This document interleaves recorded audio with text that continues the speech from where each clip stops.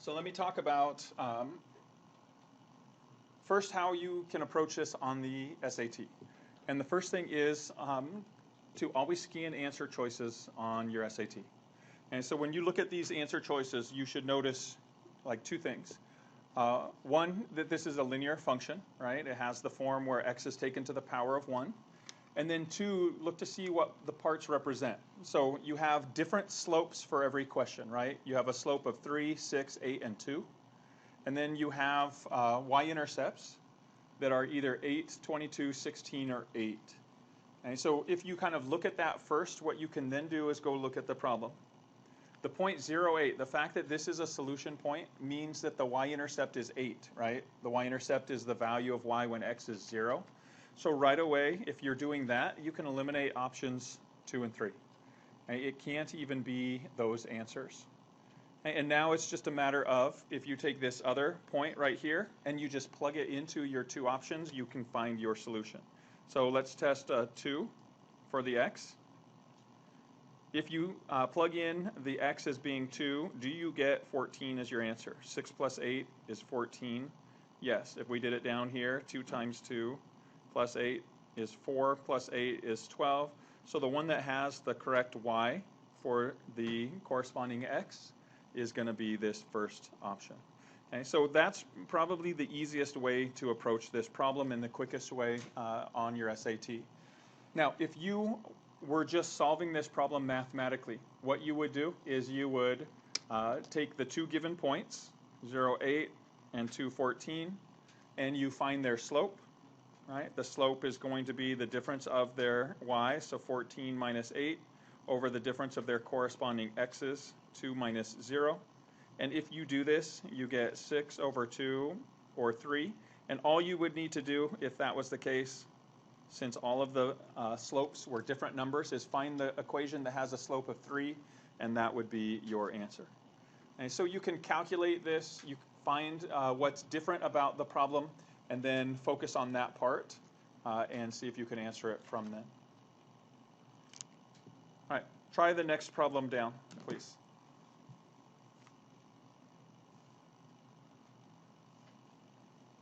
So you can solve this one the same way, right? You're given the 2 points. You scan your answer choices. All of the slopes are different. All of the y-intercepts are different. So you can focus on either one of those. And there is no point 0 comma something, so it doesn't really just give you the y-intercept. So all you really need to do is calculate the slope of the line passing through those 2 points, and whichever of the answer choices has that slope, that will be your solution. Of the y's, 3 minus a negative 5, over the difference of your corresponding x's, 4 minus a negative 2. Subtracting is equivalent to adding the opposite, so we'll change the signs here. And we get an 8 over 6, which reduces to 4 over 3. And so you can see from here the only answer choice that has 4/3 as its slope is this first one here. And so that would be your answer. Okay, so scan the answer choices, look to see, are the elements involved in the answer the same or different? If they are all different, you can focus on an individual aspect of it to solve. So the key to this is to find what is the form of an x-intercept. So even if you scan the answer choices, you can kind of see the x-intercept is what value of x gives you a y value of 0. Okay, so this is what you're looking for. The y is 0, which is the case for all the answer choices. So there's nothing you can kind of eliminate just by looking at that. And so the easiest thing to do for a problem like this is just plug in those answer choices. See which of these numbers, when you plug it in right here, is going to give you a 0 for your y value when you plug in the given x coordinate for that x. Well, 9 times whatever the x coordinate, and we're going to test all of these, minus 171 has to equal 0. So first of all, is our number that goes in here going to be a positive or a negative number? 9 times something minus 171 has to equal 0. So is that going to be a negative number or a positive number? Has to be positive, right? So I can eliminate these two. And now you just see, is 9 times 9 minus 171 equal to 0? You don't need a calculator to know that, which leaves your only option, which is this answer choice, what would be C here. But if you confirm that, is it true that if you plugged in a 19 here, do you get a value of 0? 9 times 10 is 90. 9 times 9 is 81. 90 plus 81 is 171. So you get 171 minus 171. So it does confirm that that is your answer. All right. Let's jump to this next column of problems. And see if you can figure out what would the answer to this top one be. And this is a little more challenging question. Okay, but see if you can figure out based on what you know about slopes.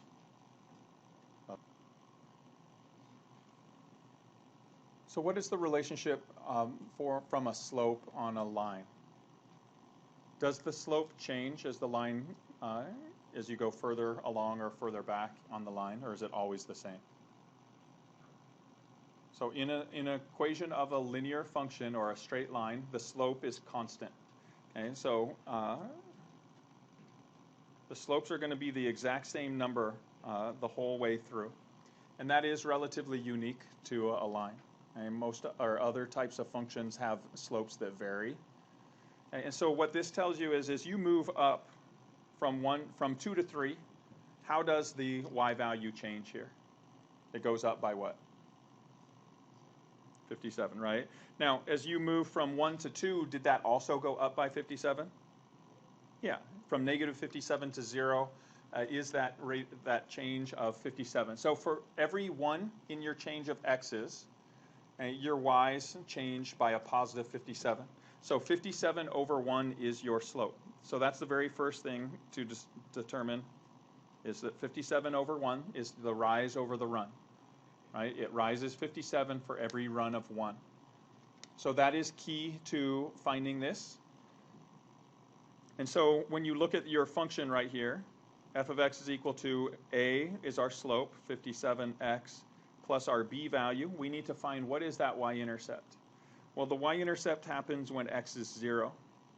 So notice we're moving backwards. What number would have to correspond to 0 right here in the y value?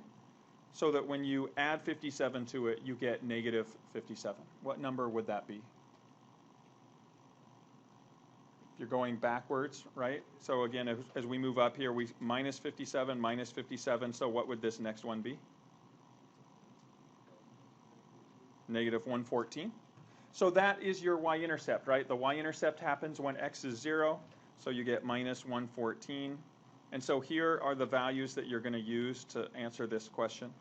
So it wants what is the value of a, which is 57, minus b, well, b is a negative 114. When you subtract, that's equivalent to adding the opposite. And so right here, when you look at these, again, you don't have to specifically get the answer to know that it's 114 plus 57 more. The only number that fits that kind of pattern is the 171. And if you did the sum of these, it would confirm that that is, in fact, 171. And so that would be your answer for this problem.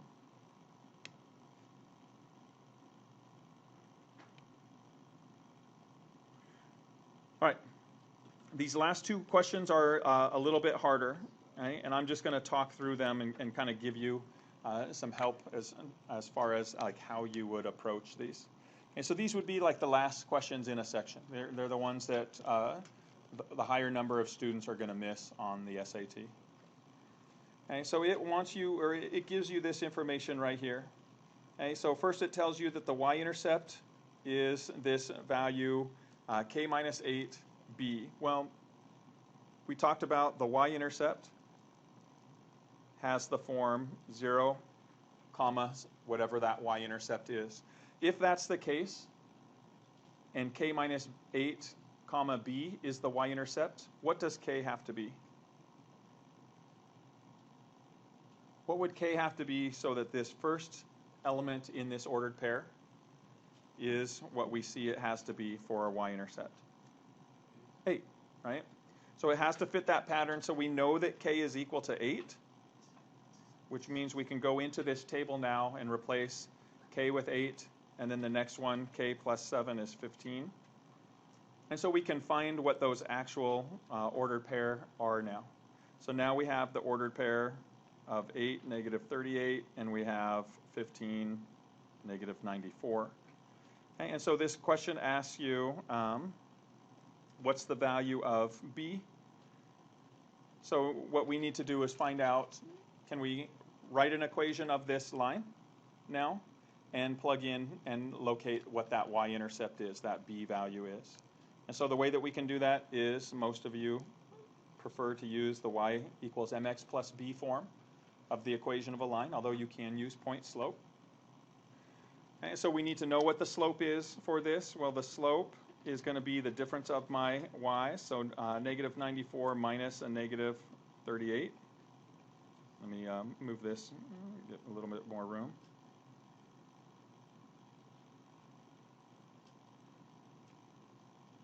Minus a negative 38. The difference of my y's over the difference of the corresponding x's, 15 minus 8. When you subtract, is equivalent to adding the opposite. And so I get a total of negative 94 plus 38 is negative 56. Over 15 minus 8 is 7. And negative 56 over 7 is negative 8.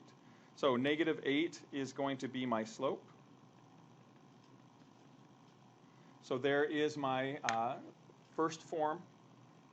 And what I can do with this equation is now I can take either of these points and plug them in to solve for my corresponding b value.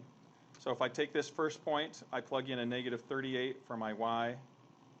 I plug in an 8 for my corresponding x, and then solve for b. So negative 38 is equal to negative 64 plus b, add 64 to both sides. And I get my b value to equal 64 minus 38, which is 26. And that is the number I was looking for my solution. Okay, so you can see that this one is a bit more involved of a question. Okay, and therefore, again, it'll generally fall later in the section, okay, and be one of the harder questions that you'll see. All right, the last problem here on this slide has to do with, again, interpreting this linear equation. Okay, they give you a function here, mx plus 500. That's the form of your function, so this is a linear form. And what you're told is that if you produce 200 shirts, the total cost is 1,500. Well, 1,500 is the C of x, right? That is the output. So 1,500 is going to be your y value when the input, the x value, is 200. So what you would first need to be able to do is interpret the given elements as being an ordered pair.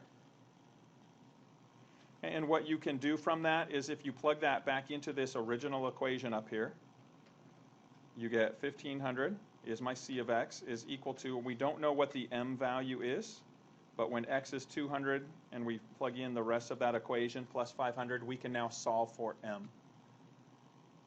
So here, if we subtract 500 from both sides,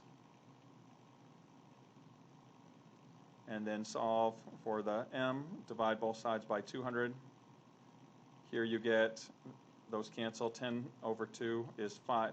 So you get your m value to be a 5, which allows you now to write your equation that C of x is equal to 5x plus 500. And once you determine the equation, you can then find what's the total cost if you produce 600 shirts. So C of 600, plug in that 600 for your x and solve. Well, 5 times 600 is 3,000. 3,000 plus 500 gives you your answer of 3,500. Okay? And so that would be the process for answering that modeling question, that linear function. Right. So those are the two questions that you're going to that are going to appear that are probably the most challenging, okay? And they take a little bit more time, but you can see they are still based on that pattern of working with linear functions. Find the slope, find the y-intercept, plug in and evaluate your numbers. All right, the last two questions that we're going to look at here are based on graphs, and again, interpreting information from a graph. So I want you to start with the one on the left, and see if you can figure out what would be the answer that you would select for that problem.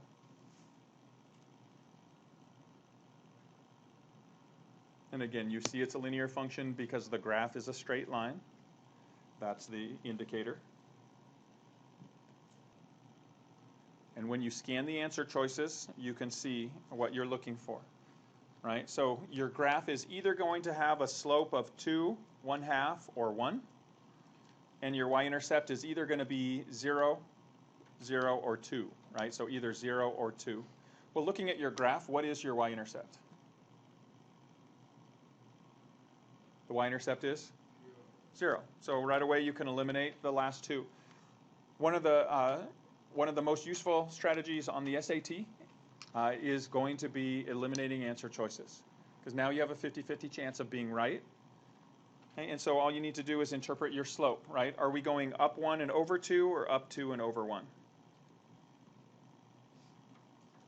Up 2 over 1. So which of those answer choices, A or B?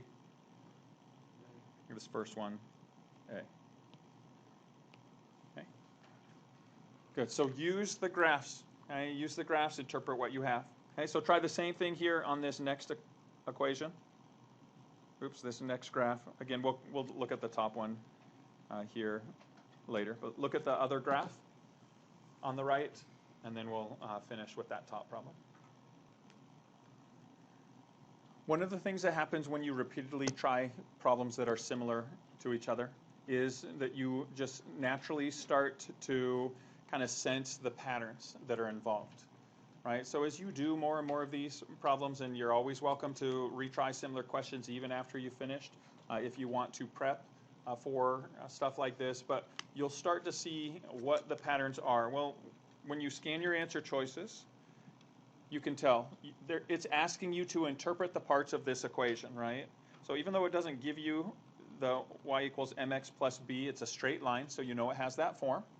The m is the slope, okay, or the rate of change, the things that are the cost per item, okay, or the unit per item. And then b is the y-intercept. That's your initial value. So when you look at this, you can see from your graph, what is your initial value? What's your y-intercept? You see that it's 225, right? So you know that that's going to be the initial cost. Well, when you're dealing with the cost of a video game system, and you're buying X number of games, right? What that means is that the 225 represents the cost of the console, right? The unit, that's the one-time fee you pay before you start buying the games, right? So you know that the console itself, the video system itself, is going to cost $225. Well, that's not what it's asking you to interpret, right? Or not the video game system, but or that is the cost of the whole system. This one's asking you what is the slope of the graph. It wants to know, what does this part represent? Okay, so even though this is correct, right? The video game system itself is $225. Okay, so what you know for sure then that each of the games is not going to be the 225. The 225 represents that initial cost. Well, without even going in and trying to count the slope, just looking at the answer choice, what do you know the slope has to be? It's the only other number that's involved in this problem, right? And if you did verify it, you could see that as you go up and over 1, is this up approximately 40? Yeah. I mean, but you don't have to know it exactly, because it's either 225 or it's 40, right? And so when you're looking at here, the slope is the price per game, and that price is not the 225. That's all you need to know in order to answer this question correctly, that each game has to be the 40. Right? So if you did find the exact measurements or the exact values, you can do that, but all you need to do from looking at the answer choices is distinguish. Am I looking for the 225 or 40? I see the 225 is my y-intercept, my initial cost, and so you can use process of elimination from that. All right. The only other question up here, and then I'll open up the work, you'll have a good amount of time to work or to ask questions about Chapter 2, is the way that this equation is set up. So this is a linear form, but it has the two variables. You could solve it for y, but in this particular case, when it's written in this standard form like this, the situation that it's representing is that if x is the number of on-site training courses and y is the online training courses, the coefficients in front of those are going to be, again, the price per course. Okay, so 14 is the price, or in this case, the number of hours enrolled for each course. So the on-site training course is 14 hours each. The online ones are 26 hours each. And so when you're looking at that, the total combined is going to be 278 hours. So when you're looking at what those represent, when it says how many more hours is each online course going to take than each on-site course, well, the online course is 26 hours each. The on-site one is 14 hours each. And so it's just asking you to take the difference between those. And when you take that difference, you'll get your answer of 12.